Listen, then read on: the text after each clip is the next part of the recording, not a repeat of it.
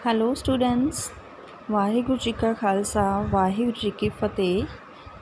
Students, I hope you all are well at your home.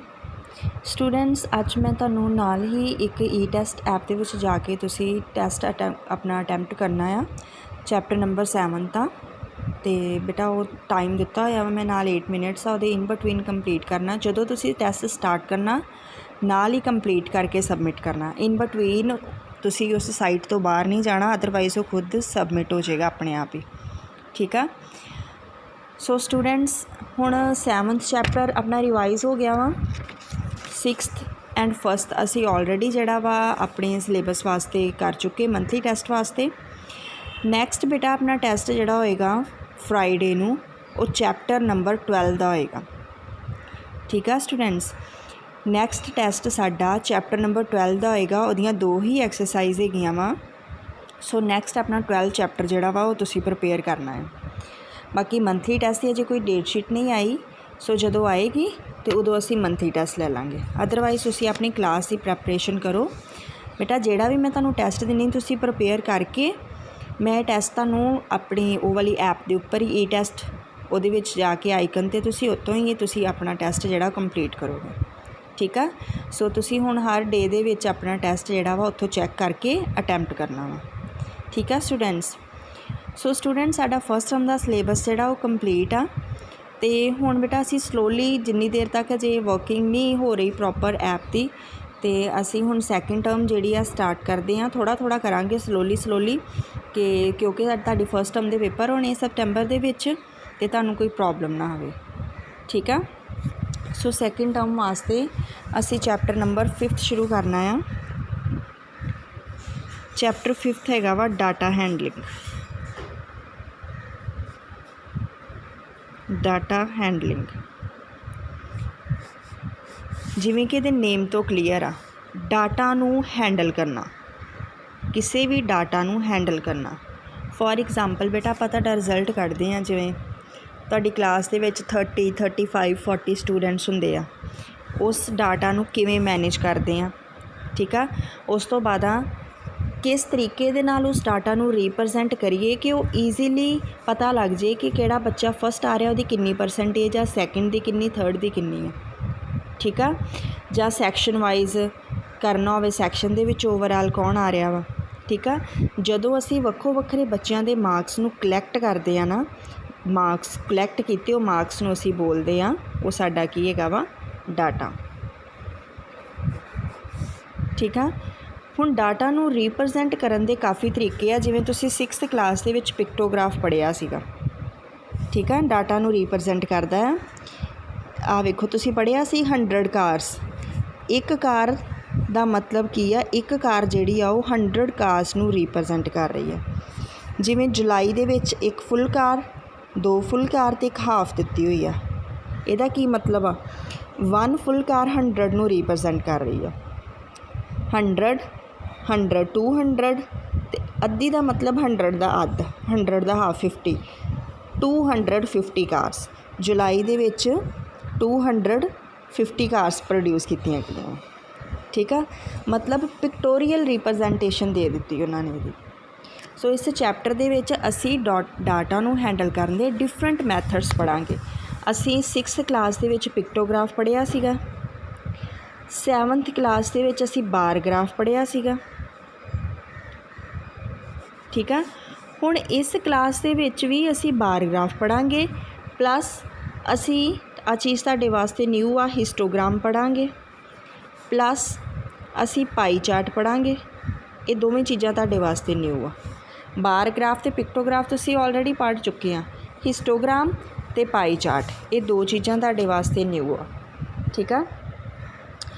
हुण बेटा तुसीं 6th class दे विच ना तुसीं बनाउंदे रहे आ, तुसीं जदों आपां फ्रीकुएंसी डिस्ट्रीब्यूशन टेबल बनाउंदे रहे हैं, जे तुहानूं याद होवे frequency distribution table. Frequency distribution table. Frequency word का की मतलब हुंदा वा? फ्रीकुएंसी वर्ड हुंदा वा हाउ फ्रीकुएंटली। फ्रीकुएंसी रिप्रजेंट करता कि कोई चीज़ कितनी जल्दी, ਜਾਂ ਆਪਾਂ ਕਹਿ ਸਕਦੇ कोई चीज़ कितनी वारी आ रही है। ठीक है, मान लो कि मैं कोई 5 मार्क्स का टैसट लिया, ठीक है, मेरे को 10 स्टूडेंट्स आ, किसी बच्चे दे 2 मार्क्स आए आ, किसी दे 3, किसी दे 4, किसी दे 2, किसी दे 5 आ गए, किसी दा 1, किसी दा 0 आ गया। ठीक है, कितने स्टूडेंट्स हो गए? 1 2 3 4 5 6 7 8 9 10, 10 स्टूडेंट्स आ गए। मैं इत्थे मार्क्स लिख लेनी 0 1, ਜਦੋਂ मैं फ्रीकुएंसी डिस्ट्रीब्यूशन टेबल बनाती सी 0 1 2 3 4 5 मार्क्स तक का टैसट सीगा। इत्थे मैं टैली मार्क्स बनाती सीगी, फिर उसकी फ्रीकुएंसी लिखी दी सीगी। ठीक है, जो टैली मार्क्स हुंदा सी 0 मार्क्स किन्ने बच्चों के आए आ? एक बच्चे का, मतलब 1 मार्क्स किन्ने बच्चों के आए आ? एक बच्चे का 1। 2 मार्क्स किन्ने बच्चों के आए? 1 2 3 बच्चों के आए 1 2 3, इदा बनाई दे सी ना टैली मार्क्स। 3 स्टूडेंट्स के आए। 3 मार्क्स किन्ने स्टूडेंट्स के आ? 1 2 स्टूडेंट्स के। 4 मार्क्स किन्ने स्टूडेंट्स के आ? 1 2। 5 मार्क्स किन्ने स्टूडेंट्स के? 1 स्टूडेंट का। टोटल कर लो 10 स्टूडेंट्स हो गए आ। 1 1 2 3 5 5 2 7 2 9 ते 10 हो गए। इट मीनस मेरा डाटा सही है। जदों बेटा जदों असी 4 तक करते सी उदों इदा लाइनां 4 आ जांदियां सी। मान लो किसी चीज़ की गिनती 5 वा तो असी की करीदा 5 वाली लाइन उपर लै लईदी, फिर 6 7 8 9 10 उपर 5 के मल्टीपल्स वाले जी उपर आती लाइन 11 12 13 14 15 वाली उपर। ठीक है, इदा करते सी असी frequency distribution table tally marks की यूज़ नाल। ये चीज़ भी असी इस एक्सरसाइज के करनी है। ठीक है, हुण तुहानूं बार ग्राफ बारे तुसीं पढ़िया सी ऑलरेडी। जो तुसीं बार ग्राफ बनाउंदे सी, इदा बनाउंदे सी ना बार ग्राफ कि किसी चीज़ की सेल आ 2000 जां वेखो नंबर ऑफ स्टूडेंट्स इत्ते क्लास 8th दे विच कि 2003 दे विच किन्ने आ। मान लो इदा सानू डाटा दिता हुंदा सी कि 2003 दे विच 400 स्टूडेंट सीगा, 2004 दे विच 500 स्टूडेंट्स हो गया, 2005 दे विच 450 स्टूडेंट। असी इदा करके बनाउंदे सीगे XY। इधर असी ईयर्स दे दिंदे सीगे, इधर असी नंबर ऑफ स्टूडेंट्स दे देईदे। ठीक है, 2003 2004 2005 बराबर गैप छड्डीदा सी। याद है 1 1 बॉक्स, फिर 100 200 300 400 500, फिर 2003 दे विच 400 सीगा। इदा करके करीदा सीगा, है ना। बॉक्स इदा लैके, सॉरी बेटा इत्थे लिख दईदा ही 2003 दे विच। ठीक है, जां सबजैक्ट आ जाते सी तुहाडे, जां बुक्स आ जांदियां सीगियां, कुछ इदां दीयां चीज़ां आ जांदियां सी। ठीक है, फिर एक बॉक्स छड्ड के फिर 2004 दे विच किन्ना वा 500, फिर इनू 500 तक लै जाना सीगा। फिर 2005 दे विच किन्ना सी 450 सीगा। असी इदां बार्स बनाउंदे सीगे, आह वालियां बार्स बनदियां सी। ये बार्स जुड़ियां नहीं सी हुंदियां, असी हमेशा इन्हां बार्स दे विच इक्वल डिस्टेंस छड्डदे सीगे। ठीक है, हुण एक असी न्यू चीज़ करनी है बेटा, हिस्टोग्राम। हिस्टोग्राम कित्थे यूज़ हुंदा वा? कई बारी बेटा मान लो गेम्स हुंदियां वा, एथलैटिक्स हुंदियां वा, ਉਹਦੇ ਵਿੱਚ कह ਦਿੰਦੇ ਆ भी ਜਿਹੜੇ स्टूडेंट्स पार्टिसिपेट कर रहे हैं ना उन्हां दी हाइट बारे दसना है असी। ठीक है, मैं कह दिंदी आ किसी बच्चे की हाइट 38 सेंटीमीटर आ। ठीक है, जां वेट, मैं वेट की गल कर लैनी आ। किसी बच्चे का वेट 38 आ, किसी का 45 आ, किसी का 50 आ, किसी का 35 आ, 46 आ, 49 आ, 52 आ, 51 आ, 46 फिर आ किसी का, फिर 39 आ, 53 आ। ठीक है, इदा करके असी लिख लें। हुण बेटा जदों मैं डाटा बनाउणा ना हिस्टोग्राम, उहदे विच की करना वा, मैं क्लास इंटरवल्स बनाउणी आ। ये तुहाडे वास्ते न्यू चीज़ आ बेटा, क्लास इंटरवल्स। 0 to 10 मान लो मैं सारे तरह के छोटे बच्चों वाले भी ले लिया, वड्डियां वाले भी ले लिया, ठीक है। प्री नर्सरी नर्सरी वाले तो इनकलूडिड सारे स्टूडेंट्स मान लो ले आ मैं। 0 to 10, 10 to 20 मैं ना ग्रुप बना लिए उन्होंने बच्चों के। मैं ग्रुप जो बना लिया वा 0 to 10 नंबर ऑफ स्टूडेंट्स, जे तुहानूं डिस्ट्रीब्यूशन टैली मार्क्स कहन फिर तुसीं वो भी लिखोगे नाल। हुण मैं दसन लगी हाँ क्लास इंटरवल्स बना ले। क्लास इंटरवल्स का की मतलब आ, मैं कह रही हाँ कि 0 to 10 किसी बच्चे का वेट 0 to 10 के इन बिटवीन हैगा वा नो, इन मैं खाली छड्डता। 0 to 10 का मतलब वा किसी बच्चे का वेट 0 to 10 दे विच। हुण जदों मैं कहता ना 0 to 10 ਇਹਦਾ मतलब ਇਹਦੇ ਵਿੱਚ 0 1 2 3 4 5 6 7 8 9 ਇਨਕਲੂਡ 9 तक इनकलूड होना, 10 ਇਹਦੇ ਵਿੱਚ ਇਨਕਲੂਡ नहीं होना। ਜਦੋਂ मैं 10 to 20 जाऊँगी ना फिर 10 ਇਹਦੇ ਵਿੱਚ आना वा, ठीक है। 15 16 17 18 19 20 ਇਹਦੇ ਵਿੱਚ नहीं आना, समझ लगी। स्टार्टिंग पॉइंट इनकलूड हुंदा वा, एंड वाला नहीं हुंदा। 10 to 20 दे विच 10 तो लैके 19 तक आउणगे, 20 नहीं आएगा। फिर 20 to 30 दे विच 29 तक आउणगे, 30 नहीं आएगा, 30 इहदे विच इनकलूड होएगा। हुण वेखो 10 to 20 दो बच्चे हैगे 19 ते 15। 20 to 30 कोई नहीं हैगा। 30 to 40 30 तो लैके 40 के इन बिटवीन 2 3 बच्चे। 40 to 50 50 हैगा लैना इहदे विच नो, 50 इहदे विच नहीं आना, 50 इहदे विच आएगा, ठीक है।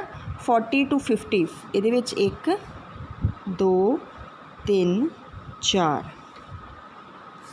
फिर 50 to 60 हुण 50 इहदे विच इनकलूड होएगा, इहदे विच स्टार्टिंग वाले च, एंड वाले च नहीं सी जाना इन्हें। 1 2 3 4 किन्ने हो गए टोटल 13। चैक कर लो 13 ही इत्थे 1 2 3 4 5 6 7 8 9 10 11 12 13, ठीक है। ये चीज़ हो गई। हुण बेटा मैं जदों गल कीती 0 to 10 मैं क्या कि मेरे को क्लास इंटरवल हैगा वा, होल्ड ऑन बेटा 1 सेकेंड। मैं क्लास इंटरवल बनाया 0 to 10 10 to 20। हुण इस चीज़ नूं समझो बेटा, 0 to 10 की गल हुई, जिहड़ा 0 आ उन्होंने मैं कहूँगी लोअर लिमिट, जिहड़ा 10 वा उन्होंने मैं कहूँगी अपर लिमिट। इस तरह 10 लोअर लिमिट आ, 20 अपर लिमिट आ, ठीक है। हुण वेखो इन्हां इंटरवल्स दे विच गैप किन्ना किन्ना आ रहा। 10 का गैप आ रहा ना, 10 का गैप आ। इन्हूं मैं कहूँगी क्लास साइज़ और क्लास विड्थ किन्नी आ मेरी 10 दी। जरूरी नहीं 10 ही होवे, मैं 10 दी लई आ। कई क्वेश्चन दे विच सानू 5 दी लैनी पेगी, कोई क्वेश्चन दे विच सानू 100 दी, कईयां 1000 दी भी लैनी पेगी, ठीक है। क्लास साइज़ जिन्ना बराबर डिफरेंस उन्हां दे विच आ रहा। Upper limit minus lower limit. Class size की हुंदा वा, क्लास साइज़ हुंदा वा जां क्लास विड्थ हुंदा वा upper limit minus lower limit, ठीक है। ये क्लास साइज़ हुंदा वा। हाँ जी, हुण जिहड़े ये क्लास इंटरवल्स वाले सम आ जाते ना, इन्हूं ग्रुप्ड डाटा कहंदे। असीं ग्रुप बना लिया, ठीक है। ये ग्रुप्ड डाटा असीं ग्रुप बना लिया, इन्हां वास्ते असीं हिस्टोग्राम दी यूज़ करते हैं। हुण मैं तुहानूं समझाउणी कि क्यों करते हैं हिस्टोग्राम दी यूज़। वेखो सब तो पहलां पता वा सानूं कि असीं एक्स एक्सिस लैने आ, वाई एक्सिस लैने आ, ओरिजन लैने आ।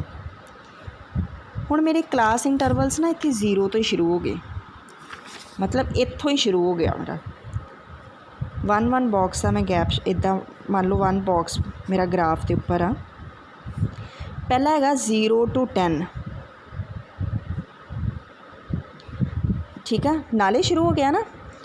फिर अगली क्लास की है मेरी 10 to 20। हुण वेखो इत्थे तो 10 इंक्लूडड नहीं सी, बट 10 इत्थे आ गया ना। 10 to 20 नहीं ना आया गैप विच कोई। फिर इत्थों 20 तो ही शुरू हो जाना, 20 to 30, फिर 30 to 40, 40 to 50। गैप नहीं आता ये, जोड़ा हिस्टोग्राम होंदा ना उहदे विच गैप नहीं आता। हुण 0 to 10, 0 to 10 तो खाली सी, ठीक है। मैं हुण ना तुहानूं समझाउण वास्ते इत्थे मैं लै लैनी आ 5 kg है, मान लो मैं कह दिंनी कि इत्थे 1 आ, ठीक है। एक 20 to 30 गैप सीगा, मैं उन्होंने भी 2 लै लैनी, जस्ट तुहानूं समझाउण वास्ते मैं चेंज कर रही ये 0 to 10।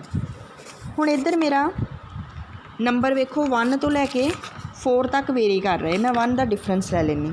1 2 3 4 5। 0 to 10 दे विच किन्ना सीगा? 0 to 10 दे विच 1 स्टूडेंट सीगा। मैं 0 तो मतलब 0 तो स्टार्ट हो जाना, 0 तो 1, 0 to 10 तक किन्ना सी? 1 स्टूडेंट, ठीक है। 10 तो 20 किन्ने सी? 2 स्टूडेंट्स।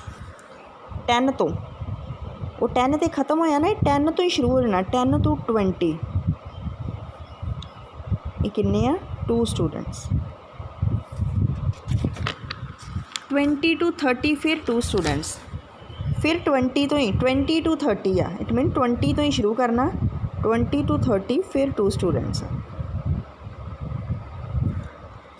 फिर 30 to 40, 30 to 40 किन्ने? 3 स्टूडेंट्स। मतलब 30 तो ही शुरू करना, 40 तक किन्ने आ? 3 स्टूडेंट्स, ठीक है। 40 to 50, 40 to 54, 40 तो ही पिक करना इनू।